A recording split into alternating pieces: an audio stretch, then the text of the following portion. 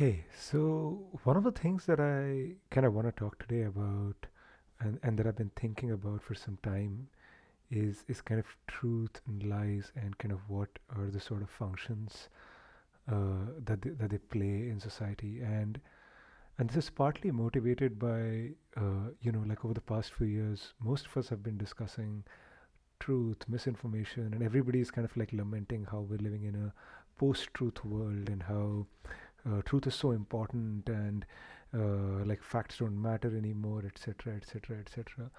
And I thought it'd be worth to kind of take a step back and kind of think about it because well, in general there is the idea that hey, like what is truth, and that in itself is a very complex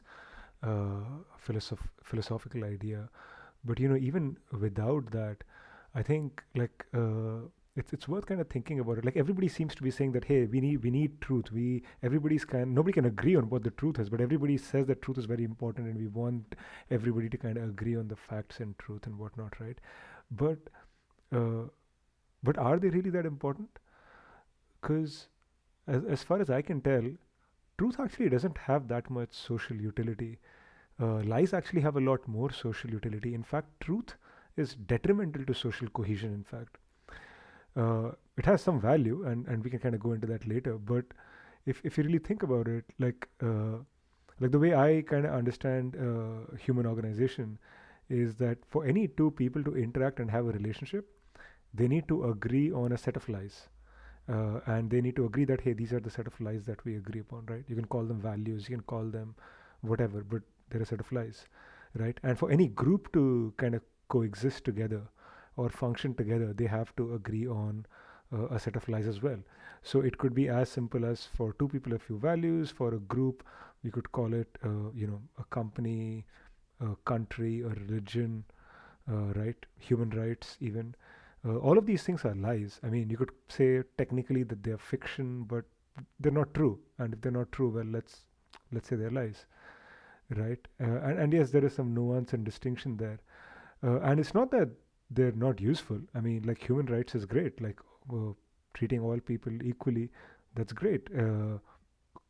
Believing that causing pain and suffering to others is bad is great. It's those are fantastic fantasies that we should adhere to and that we should keep in mind. But there's no truth in nature that we ascribe to them, right? So for any group to kind of coexist together, and like humans are social creatures, all our successes are social, right? The fact that we can kind of group together and we can do all of these majestic things, right? If we didn't form large social bonds, we couldn't do anything meaningful, really. Maybe not even maybe we wouldn't even be on the top of the food chain. With 100, you could probably be kind of the king of forest, maybe, if you made tools and hunted together. But nothing compared to the stuff that we're doing today. And and so to actually do something, you need social cohesion, and lies actually help with social cohesion. Truth, in fact, breaks that because it exposes the lie, and that's actually why I think there is so much pushback against truth.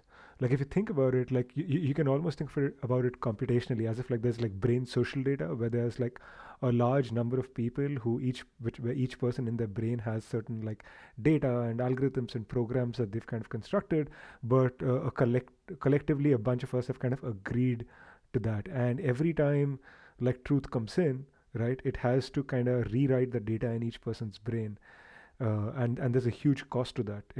There's the individual computational cost, and there is also the kind of social cost, right? And you could even say that like uh, and like historical and like school education, right? It's realistically a lot of what school education is basically getting people aligned on a set of common beliefs. You could call them lies, you could call them facts, but they're aligning people on like a set of common beliefs, and it's really like it's almost like your brain has kind of two programs, like if you think about kind of the liberal versus conservative divide, right? You could also define the liberal conservative divide based on this, where you have like kind of two programs, right? The liberal program or the conservative program. One is trying to embrace the new and change, whereas the other is kind of rejecting change and playing it safe. And you can also think about it in terms of compute, like adding a new truth to kind of an existing set of beliefs is actually very costly from a computational perspective, both at individual and social level. And it's not even like linearly hard. It's not like if to change a person's mind you need like X effort, to change five people's you'll need 5x. It's most likely exponential. And and our brain, I think, tries to like minimize and limit computation. Hence, like I think easy lies are preferable to hard truths because it takes more kind of compute and hard compute and thinking to, and that's what thinking is. It's compute, right? Like to kind of clear out existing lies that you have in your brain. And it's not even true that, or at least not even clear, not even necessary that for most of evolution, like this deep truth seeking kind of thinking has a huge advantage. I mean, at least in the short term, it definitely doesn't have an advantage. It has some like broader long term advantages that you can kind of progress society and maybe build technology and things like that. But if you're somebody who's trying to survive, it's not particularly useful. And there are various parallels that you can draw to programming. Like for example, inference is easy, right? Training is hard in machine learning.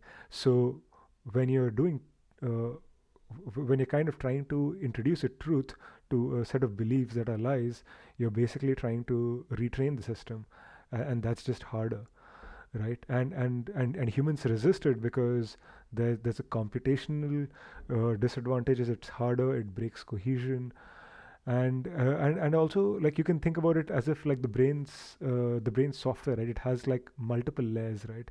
And changing a layer at the base is much harder than changing something at the surface layer. It's almost as if you have like a very bare base operating system with a bunch of genetic programs that exist, and then you're programmed by your surroundings to create no new programs on top of that.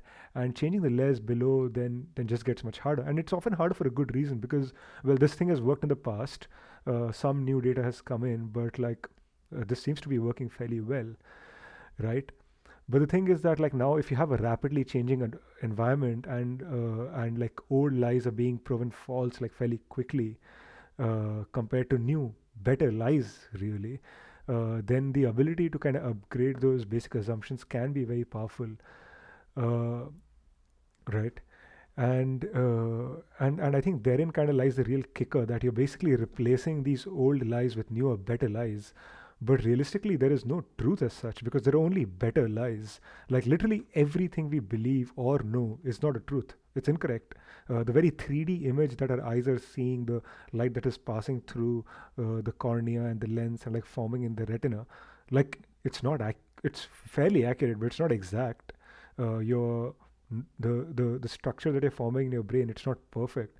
Your depth perception is actually being kind of constructed inside your brain. So are the colors that you see inside your brain, right? It's really not exactly the same, and the same for hearing as well.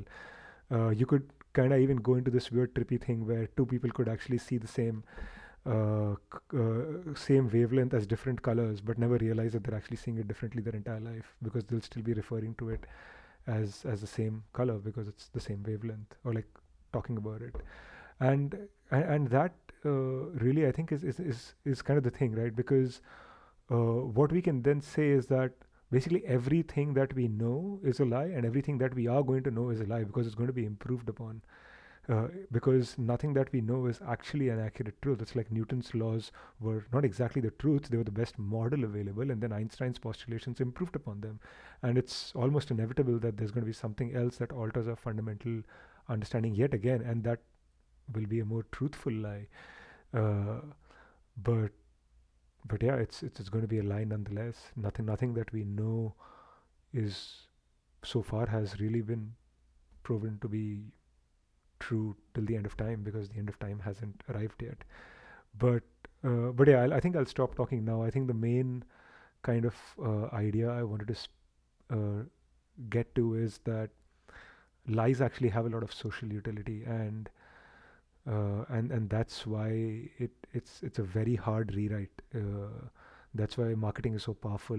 Religion's the best form of marketing, and the best brand available are so powerful because they can kind of mass write into people's brains, whereas and doing those rights are hard.